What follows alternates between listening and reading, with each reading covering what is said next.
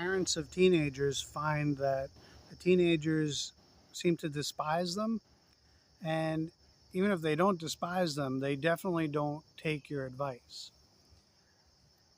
Why is this? Well, their entire lives they've been told what you think. They've been told what to do. They've been told how to live, what to do every day, when to get up, what to eat, what to wear, and how to behave in every situation. So when they start to think for themselves, when they get into their teenage years, they start to think for themselves. Their intellectual ability starts to develop. And when they start to think independently for themselves, they start to question your advice. And that may come off as disrespectful, it may come off as distasteful or disdainful, that they don't like you. But the truth is, a child is just trying to find its own way in this world. Every child, when they start to think for themselves, they have to use their own thinking to cultivate their own life. And parents, unfortunately, are not able to give children the space to do this. And so, very often, children force you to give them that space. They lock themselves in their room. They tell you to get out of their lives. They get out of my. It's none of your business. They get out of my decision-making process, as it were. And then later on, as they start to develop their own thoughts and start to think about the advice you've given them, they start to notice the hypocrisy that is inherent in everything that we teach our children. Naturally, when you tell someone to do something and you don't live that way, they see that hypocrisy and they question whether that advice is the best way to live.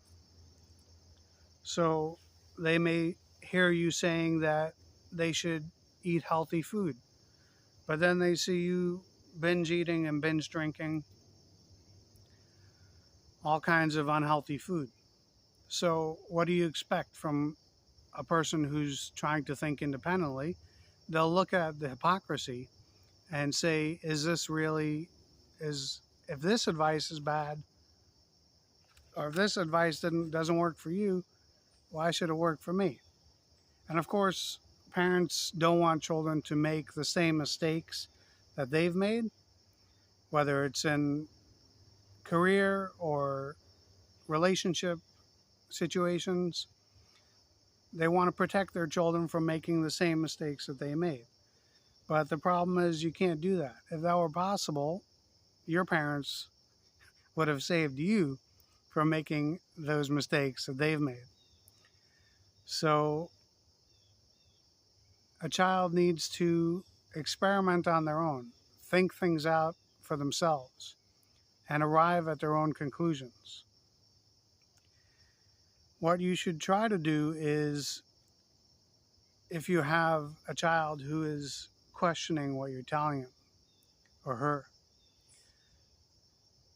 who is trying to understand your advice or understand how it makes sense in the context of everything else that you've said, you want to try and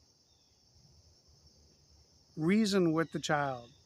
In other words, not argue with them, but try and help them understand your reasoning. Not in an authoritative way, not in a way that forces them to accept what you're saying, but rather in a way that speaks to their way of thinking.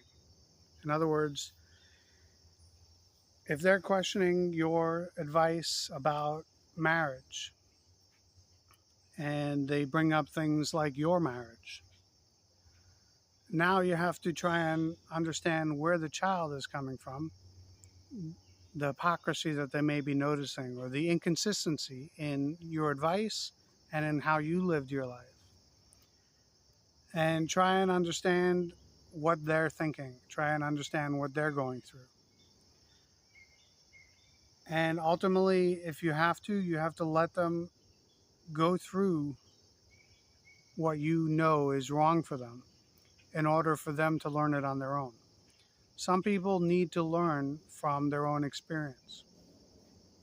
When I teach driving, there are some students who take my advice implicitly, like they just accept what I'm saying and they try and follow what I'm suggesting. The suggestions I make, they immediately take to it and they try and implement it. And then they see that it works and they imbibe it as one of their habits. They continue to practice it. But then there are some students who, for whatever reason, they just don't get it. They don't understand the theoretical concept that I'm giving them based on my experience as a driver and all the situations that I've seen as a driver. So what they need in that, what a person like that needs, is to be put into a situation where they actually see the reality of what you explain to them. So, for example, if you have a new driver who is not checking properly when they get to an intersection, you have to put them into a situation where it will actually be dangerous for them to not check properly. And of course, there's an additional brake pedal for the instructor to use while doing this. So you let them do it the way that they want to do it.